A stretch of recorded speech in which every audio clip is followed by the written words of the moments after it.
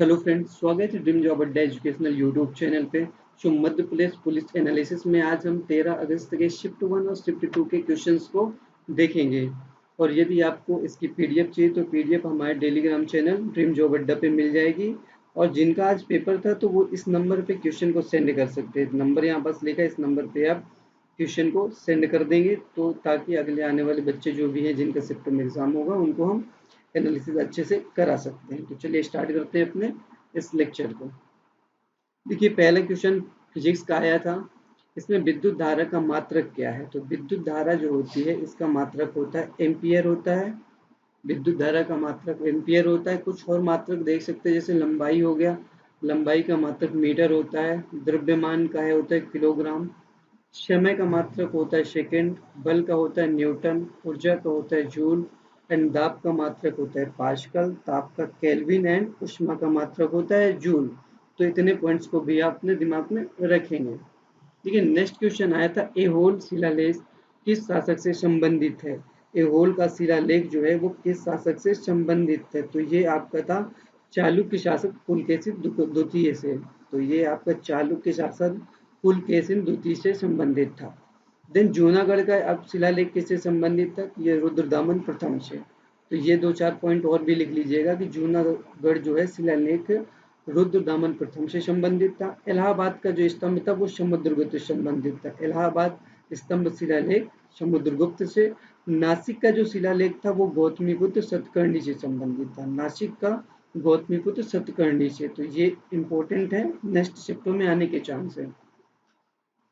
देखिए, next question आपका, तो बिरजू महाराज किससे संबंधित? तो बिरजू महाराज जो है ये कत्थक से संबंधित है और ये उत्तर प्रदेश राज्य के हैं।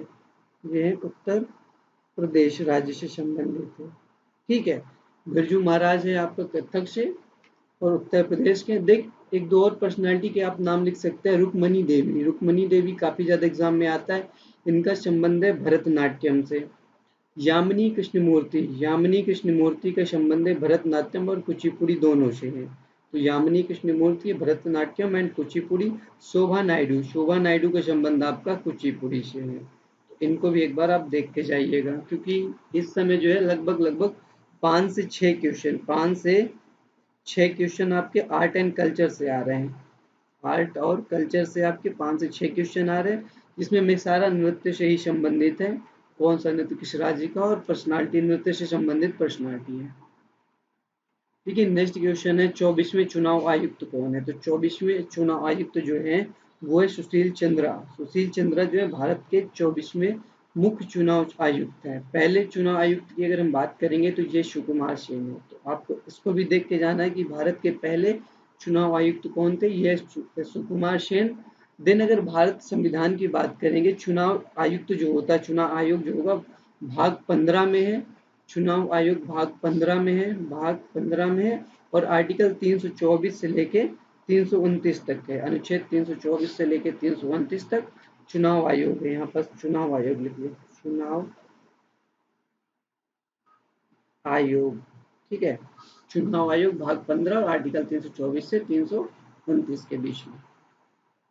चलिए नेक्स्ट क्वेश्चन पे चलेंगे। देखिए, 5वां क्वेश्चन है, किस मुगल बादशाह को रंगीला बादशाह कहा जाता है? तो कौन सा जो मुगल बादशाह था जिसे रंगीला कहा जाता है? तो ये मोहम्मद शाह रंगीला था। ठीक है, मोहम्मद शाह को रंगीला नाम से जाना जाता था। ठीक है, भारत में अगर बात करेंगे मुगल साम्राज्य के जो संस्थापक थे वो बाबर थे। बाबर जो था वो मुगल साम्राज्य का संस्थापक था। और अंतिम जो मुगल शासक कौन था, वो बहादुर शाह द्वितीय था। बहादुर शाह द्वितीय जो था वो अंतिम मुगल शासक था। ये भी क्वेश्चन आता है। इसको द्वितीय नाम, इसको एक और नाम से पुकारा जाता है, बहादुर शाह जफर। ठीक है, इन पॉइंट्स को भी याद रखिएगा। एक पॉइंट और ये रख सकते हैं कि पलासी का युद्ध कब हुआ था? ये हुआ 1757 में। पलासी का युद्ध हुआ था 1757 में।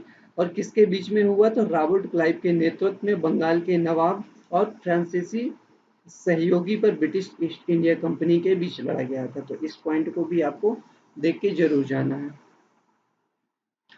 ठीक है, नेक्स्ट क्वेश्चन है, कावेरी नदी का उद्गम स्थल। कावेरी नदी कहाँ से उद्गम होती है, इसका एक क्वेश्चन आया था।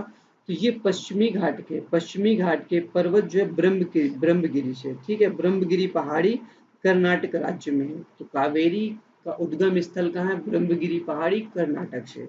अगर इसकी लंबाई की बात करें तो ये 760 किलोमीटर लंबी है।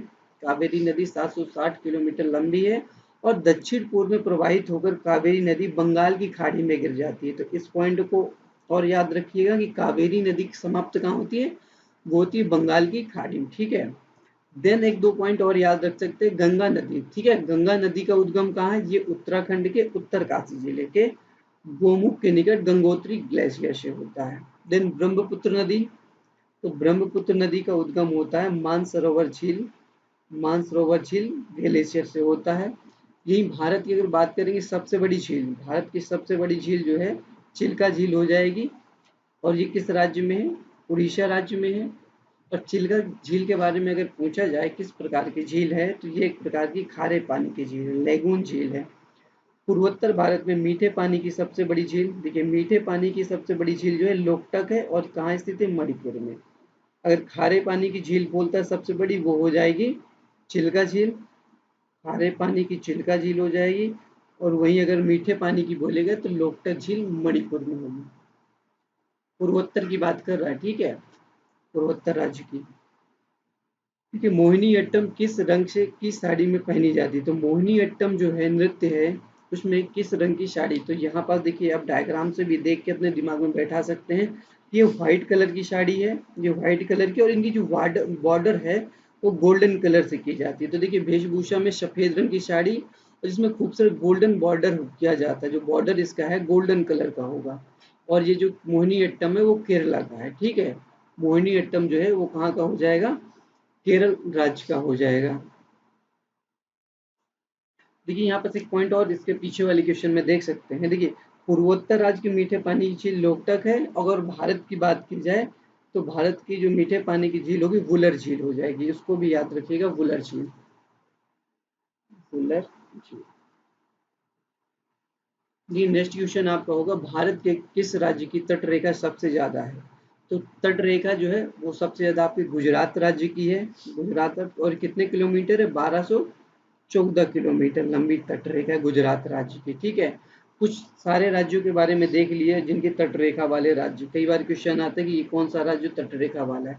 गुजरात हो गया, आंध्र प्रदेश, महाराष्ट्र, वेस्ट बंगाल, उड़ीसा, तमिलनाडु, केरला, कर्नाटक और गोवा, ये ऐसे राज्य जिनकी तट रेखा है। कुछ राज्य ऐसे भी हैं जिन जो यानी कि लैंड लॉक है, जो कोई भी इंटरनेशनल बाउंड्री को नहीं टच करता, ठीक है। उसमें जैसे मध्य प्रदेश हो गया, छत्तीसगढ़ हो गया, ऐसे कुछ राज्य हैं जो कि किसी भी दूसरे देश को टच नहीं करता, ना ही इनके पास तट रेखा है। दिन देखिए प्रकाश वर्ष की इकाई क्या है, प्रकाश वर्ष की इकाई है दूरी। तो प्रकाश वर्ष जो है वो दूरी की इकाई है, ठीक है। और दूरी की सबसे बड़ी इकाई जो है वो पारसेक होता है, दूरी की सबसे बड़ी इकाई होगी वो पारसेक होगा। क्योंकि यहाँ पर अगर बात साइंस की बात करेंगे तो साइंस में मैक्सिमम क्वेश्चन आपके बायो से आ रहे हैं। बायोलॉजी में टोटल 15 क्वेश्चन में लगभग 10 क्वेश्चन आपके बायो से हैं, और बाकी 2-5 क्वेश्चन जो है वो फिजिक्स और केमिस्ट्री से है। फिजिक्स से आपके 1 से 2 क्वेश्चन है और केमिस्ट्री के भी आपके 2 से 3 क्वेश्चन है, तो लगभग 5 क्वेश्चन यहाँ से बन रहे।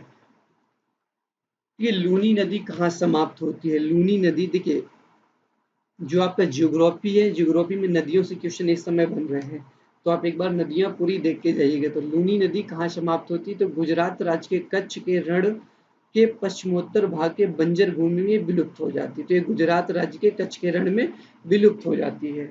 लूनी जो होगी उत्तर पश्चिम भारत के थार रेगिस्तान की सबसे बड़ी नदी है, तो इस चीज को और याद रखिएगा, उत्तर पश्चिम भारत के थार रेगिस्तान की सबसे बड़ी नदी है लूनी नदी। और लूनी नदी का उद्गम कहाँ से होता है, तो इसका उद्गम हो जाएगा आपका अरावली पर्वत की पुष्कर घाटी से। अरावली पर्वत की पुष्कर घाटी से लूनी नदी का उद्गम होता है। लूनी नदी एक मौसमी नदी है, ठीक है। ये 24-12 महीने नहीं चलती है, ये जब बरसात होती है तभी चलती है, बाकी गर्मियों में ये सूख जाती है। तो इस पॉइंट को भी आप लूनी नदी के बारे में याद रख सकते हैं। देखिए नेक्स्ट क्वेश्चन है आपका, डांडिया नृत्य किस राज्य का है, तो डांडिया जो है वो आपका गुजरात राज्य से संबंधित है। तो नृत्य से आपके लगभग 3 से 4 क्वेश्चन आ रहे हैं। टोटल अगर आर्ट एंड कल्चर की बात करेंगे वो पूरा 5 से 6 क्वेश्चन है, जिसमें पूरा नृत्य है, पर्सनालिटी हो गया है और ये सब लोक नृत्य, ये सब चीजें आ रही है। देखिए मुखौटा की बात करेंगे, मुखौटा नृत्य जो है ये आपका अरुणाचल प्रदेश का, मुखौटा है अरुणाचल प्रदेश का। बिहू और सत्रिया ये बहुत ही ज्यादा इंपॉर्टेंट है, ये आपका असम राज्य का है। बिहू सत्रिया असम राज्य का है। रासलीला और नौटंकी ये आपका उत्तर प्रदेश राज्य का है। रासलीला नौटंकी दोनों उत्तर प्रदेश के हैं। यक्षगान, यक्षगान देखिए ये आपका कर्नाटक का है, कर्नाटक, ठीक है। यक्षगान जो है वो आपका कर्नाटक राज्य का है। डांडिया हो गया, गरबा हो गया, पनिहारी हो गया, ये नृत्य जो है वो आपके गुजरात राज्य के। डांडिया रास हो गया, गरबा हो गया, पनिहारी हो गया, ये आपका कहाँ का है, गुजरात का है। और कर्मा नृत्य जो है, कर्मा नृत्य आपका छत्तीसगढ़ का है। तो इन सारे नृत्यों को भी एक बार आप अच्छे से देख के जाइएगा। देखिए नेक्स्ट क्वेश्चन, नीली क्रांति किससे संबंधित है। नीली क्रांति देखिए कल का ही वीडियो कराया था जिसमें मैंने सारी क्रांतियां बताई थी, तो जिन्होंने अच्छे से उस वीडियो को देखा होगा तो ये क्वेश्चन उनका आज कंफर्म हो गया। तो नीली क्रांति जो होती है, ब्लू रिवोल्यूशन, वो होता है मत्स्य उत्पादन से, इसका वो है मत्स्य उत्पादन, मछली उत्पादन से संबंधित है। पीली क्रांति किससे संबंधित है, ये तिलहन उत्पादन से, तिलहन उत्पादन विशेषकर सरसों और सूरजमुखी से, सरसों और सूरजमुखी विशेषकर है। काली क्रांति की अगर बात करेंगे तो काली क्रांति जो है आपका पेट्रोलियम उत्पाद से संबंधित है। ब्लैक रिवोल्यूशन है आपका पेट्रोलियम उत्पाद से। भूरी ब्राउन जो भूरी क्रांति जो है वो चमड़ा हो गया, कोको और गैर परंपरागत उत्पाद से। लाल क्रांति जो है ये मांस उत्पादन और टमाटर, इन दोनों पॉइंट को याद रखिए। लाल क्रांति में मांस उत्पादन है और टमाटर भी है, तो कई बार लोग टमाटर को भूल जाते हैं, बस मांस उत्पादन याद रखते हैं। तो यहाँ पर टमाटर उत्पादन भी आपकी लाल क्रांति में ही आती है।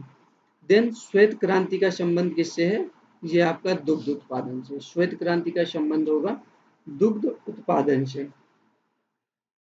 ये नेक्स्ट क्वेश्चन है आपका, सोनल मानसिंह, सोनल मानसिंह का संबंध किस नृत्य से है। तो सोनल मानसिंह का संबंध भरतनाट्यम और उड़ीसी दोनों से, ये दोनों को परफॉर्म करती हैं। भरतनाट्यम हो गया और उड़ीसी। एक था यामिनी, यामिनी कृष्णमूर्ति, यामिनी कृष्णमूर्ति, इनका संबंध किससे था, इनका संबंध था भरतनाट्यम एंड कुचिपुड़ी, भरतनाट्यम एंड कुचिपुड़ी, कुची, इनका दो चीज से संबंधित है। भारत की रियासतों को एकीकृत करने की किसकी अहम भूमिका थी। तो भारतीय जो रियासतें थी इसको एकीकृत करने में सरदार वल्लभ भाई पटेल, इनका अहम रोल था। द नेक्स्ट क्वेश्चन है, कौन सी नदी मानसरोवर के राक्षस ताल से निकलती है। तो ये आपकी सतलज नदी है। सतलज नदी जो है वो आपका मानसरोवर के राक्षस ताल तिब्बत से निकलती है। यहाँ बस तिब्बत भी ऐड कर लीजिए, ये तिब्बत में है सारी चीजें। लास्ट क्वेश्चन है आपका, फोटोग्राफी, फोटोग्राफी में कौन सा अम्ल का प्रयोग किया जाता है। तो फोटोग्राफी में आप एसिटिक अम्ल का प्रयोग करें या सिट्रिक अम्ल का प्रयोग कर सकते हैं। अगर कुछ टॉपिक देखना है तो कुछ इंपॉर्टेंट टॉपिक के बारे में बता रहे हैं जिनको आप पढ़ के जरूर जाइएगा एक बार। अगर मैथ की बात करेंगे, देखिए नेक्स्ट पेज में हम देख रहे हैं मैथ्स, यहाँ मैथ्स के, ठीक है। मैथ्स में आज भी आपका सीआई और एसआई के जो हैं आपके 4 से 5 क्वेश्चन आए हैं। कंपाउंड इंटरेस्ट के आप 4 से 5 क्वेश्चन आए हुए हैं। यही अगर एडवांस की बात करेंगे, एडवांस मैथ में 2 क्वेश्चन आए हैं, और 2 क्वेश्चन में एक वृत्त का क्वेश्चन है, सर्कल का क्वेश्चन है, और एक जो है आपका आयत से क्वेश्चन बना हुआ है, आयत से क्वेश्चन बना हुआ है, ठीक है। यहाँ आज एक और टॉपिक देखने को मिला है, एपी और GP, arithmetical progression and geometrical progression, इनसे 1 से 2 क्वेश्चन बने हुए हैं। Profit loss, profit and loss topic हो गया, परसेंटेज टॉपिक हो गया, डिविजिबिलिटी, देखिए डिविजिबिलिटी से 2 से 3 क्वेश्चन, डिविजिबिलिटी एंड से बना 2 से 3 क्वेश्चन, विभाज्यता इसे हिंदी में कहते हैं। तो ये टॉपिक बहुत ही ज्यादा इंपॉर्टेंट है, इस टॉपिक को देख जाइएगा। अगर बात करेंगे रीजनिंग में, देखो रीजनिंग में आपका आया है मिरर से काफी क्वेश्चन आए हैं आज। मिरर जो क्वेश्चन था इससे आपके 5 से 6 क्वेश्चन आए हैं, मिरर से 5-6 क्वेश्चन है। और आपके देखिए अगर बात करें सिटिंग अरेंजमेंट, सिटिंग अरेंजमेंट जो होगा, सिटिंग अरेंजमेंट जो था, सिटिंग अरेंजमेंट से आपके क्वेश्चन बने 102 क्वेश्चन बने। एनालॉजी से क्वेश्चन बने हैं, एनालॉजी से बने हैं। मिरर हो गया, बोट एंड स्ट्रीम वाले क्वेश्चन भी बने हैं। तो ये लगभग सारे क्वेश्चन, देखिए कैलेंडर का क्वेश्चन नहीं बना है, ना ही आपका कैलेंडर का क्वेश्चन नहीं बना, ना ही डाइस का, इन 2 टॉपिक से क्वेश्चन आज नहीं बने, अगले शिफ्टों में बन सकते हैं। ठीक है, एनालॉजी हो गया। आज भी जो एबीसीडी कॉम्बिनेशन जो था उसके भी 4 से 5 क्वेश्चन बने। एबीसीडी कॉम्बिनेशन के आपके 4 से 5 क्वेश्चन आए हुए हैं। ठीक है, तो हर चीज आपको देख लिए हैं। जीके में मेनली जो है आपका लोक नृत्य, इनसे आपके 5 क्वेश्चन बने हैं। लोक नृत्य जो हो गया, इनसे लगभग आपके 5 क्वेश्चन बने हैं।